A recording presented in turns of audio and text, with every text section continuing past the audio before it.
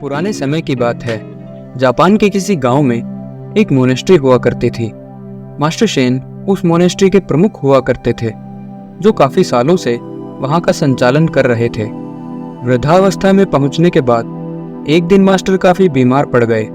उन्होंने अपने सभी शिष्यों को अपने पास बुलाया और कहा, अब मेरे जाने का समय आ गया है, परंतु जाने से पहले मैं अपना उत्तराधिकारी नियुक्त करना चाहता हूँ। यहाँ से कुछ ही दूरी पर उत्तर दिशा में एक पहाड़ मौजूद है। पहाड़ के ऊपर एक पुराना मंदिर है। मंदिर के अंदर एक चमत्कारी पत्थर रखा हुआ है, जिसकी रक्षा मास्टर ली करते हैं। उस पत्थर के अंदर इच्छा पूरी करने की शक्ति है। तुम मास्टर ली को बताना कि हमें मास्टर शेन ने भेजा है, वो तुम्हें पत्थर तक पहुंचा देंगे। फिर तुम सब बारी बारी से उस पत्थर को छूकर अपनी इच्छा प्रकट करना। वह पत्थर जिसकी भी इच्छा पूरी करेगा वही मेरा उत्तराधिकारी होगा और मेरे जाने के बाद मोनेस्ट्री को संभालेगा। ये सब सुनकर मोनेस्ट्री के शिष्यों में उत्साह भर गया। सब दौड़ते हुए उस पहाड़ की तरफ जाते हैं। पहाड़ की कठिन चढ़ाई चढ़ने के बाद सभी शिष्य उस मंदिर में पहुंच जाते हैं और मास्टर ली से मिलकर सारी बात बताते हैं। फिर मास्टर ली सभी शिष्यों को चमत्कारिक पत्थर दिखाते हैं।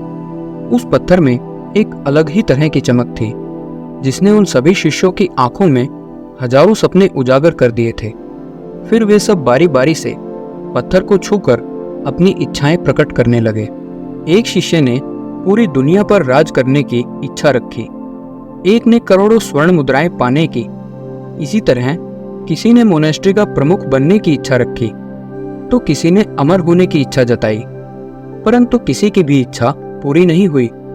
सबसे अंत में एक लड़का रह गया जो काफी दुखी दिखाई दे रहा था। उसने पत्थर को छू कर कहा कि मेरी इच्छा तो ये थी कि मास्टर शेन फिर से स्वस्थ हो जाएं, परंतु मैं जानता हूँ कि जो इस संसार में आया है उसका जाना भी निश्चित है। ऐसा पत्थर जो इच्छा पूरी कर सकता है वह हमारी बुद्धि भ्रष्ट कर देगा, क्योंकि बिना मेहनत के कुछ भी हासिल हो जाने से हम उसकी कीमत नहीं समझ पाएंगे। इसलिए मैं चाहता हूँ कि यह पत्थर अपनी शक्ति खो दे।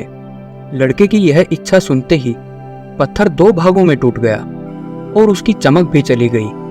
उस लड़के की समझदारी और निस्वार्थ भाव को देख मास्टर शेन ने उसे अपना उत्तराधिकारी बना दिया। दोस्तों, यह कहानी हमें सिखाती है कि निस्वार्थ भाव से किया जाने वाला काम अमृत के समान होता है।